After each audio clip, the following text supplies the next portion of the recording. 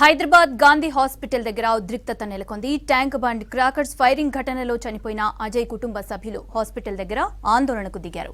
Tank bund పై miss అయి చనిపోయిన అజయ్ కుటుంబాన్ని ఆదుకోవాలని డిమాండ్ చేస్తున్నారు.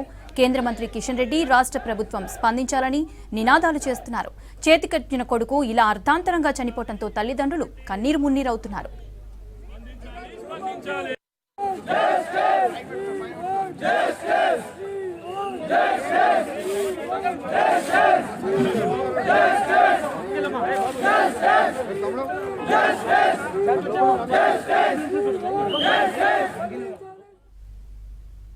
హుస్సేన్ సాగర్ లో గల్లంతైన అజయ్ మృతదేహాన్ని నిన్న సాయంత్రం గుర్తించారు. 45 గంటల తర్వాత ట్యాంక్ బండ్ నుంచి డెడ్ బాడీని వెలికితీశారు డిఆర్ఎఫ్ అగ్నిమాపక సిబ్బంది. ఈ నెల 26న ట్యాంక్ బండ్ లో జరిగిన భారత మాతకు మహాహారతి చూడడానికి వచ్చి హుస్సేన్ సాగర్ లోకి వెళ్లాడు. ఆ సమయంలో క్రాకర్స్ పేలడంతో నీటిలో దూకాడు యువకుడు అజయ్. దీంతో స్పాట్ లోనే గల్లంతయ్యాడు.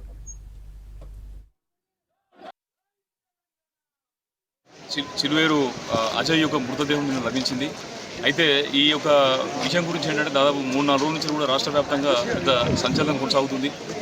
ఆ యొక్క మృతదేహం దొరకక దాదాపు 3 రోజులు గాలింపు చర్యలు చేసిన తర్వాత దొరికినటువంటి ఆ మృతదేహం పట్ల ఇప్పటివరకు కనీసానికి ఇటు రాష్ట్ర ప్రభుత్వం నుంచి కానీ లేకపోతే భారతమాత ఫౌండేషన్ ఎవరైతే నిర్వాహకులు ఉన్నారో వాళ్ళు కూడా ఇప్పటి వరకు ఏమాత్రం కూడా స్పందించకపోవడం అనేది చాలా బాధాకరమైన అంశం.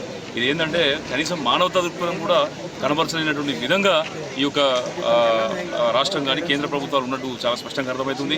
ఇది ఒక మానవత్వానికి సంబంధించినటువంటి అంశం. ఇప్పటివరకు ఒక మంత్రి కానీ లేకపోతే ఏంటంటే ఒక ప్రభుత్వం కానీ ఈ జరిగినటువంటి సంఘటన పట్ల కనీసానికి నైతిక బాధ్యత వహించడం కానీ లేకపోతే వాళ్ళకు కనీసానికి వాళ్ళ కుటుంబాన్ని ఆదరించినటువంటి విధంగా కూడా వాళ్ళు వ్యవహారం చేయలేదు. మరోపక్క చూసేది ఉంటే కుటుంబము ఆయన కష్టపడి రిక్షా తొక్కుంటూ ఆటో నడుపుతూ ఆయన ఏంటంటే కొడుకును ఇంజనీరింగ్ చదివించిండు. ఇంజనీరింగ్ ఫైనల్ ఇయర్లో కూడా అబ్బాయికి జాబ్ కూడా వచ్చిందట. మరి చేతికి అందినటువంటి కొడుకు అనుకోకుండా చనిపోయేది ఉంటే ఎంత బాధ ఉంటుందో మంత్రివర్యులు కోమటిరెడ్డి వెంకరెడ్డి గారికి తెలియదా? మరి ఆ బాధ ఆయనకు ఉన్నప్పుడు మరి ఈ కుటుంబానికి కూడా అదే బాధ ఉంటుంది కదా. ఆ రోజు దిశ ఇన్సిడెంట్ జరిగినప్పుడు మనకు ఈ రోజు ముఖ్యమంత్రిగా ఉన్నటువంటి రేవంత్ రెడ్డి గారు, కేంద్ర మంత్రి ఉన్న కిషన్ రెడ్డి గారు కూడా పార్లమెంట్లో చాలా గట్టిగా వాదించిళ్ళు, నినదించిళ్ళు. అదే రకంగా చట్టాన్ని తీసుకొని రావడానికి కూడా వాళ్ళు ప్రయత్నం చేశారు కదా. మరి ఇవాళ ఈ బిడ్డ కూడా ఒక పేదవర్గ బిడ్డనైనా మీరు ఎంత వివక్ష చూపిస్తూ ఉన్నారు? మీ వర్గపు బిడ్డకు అన్యాయం జరుగుతుంది, మీరు పార్లమెంట్ వరకు పోయి మీరు గొడవ చేస్తారు, వాడు లొల్లి పెడతారు.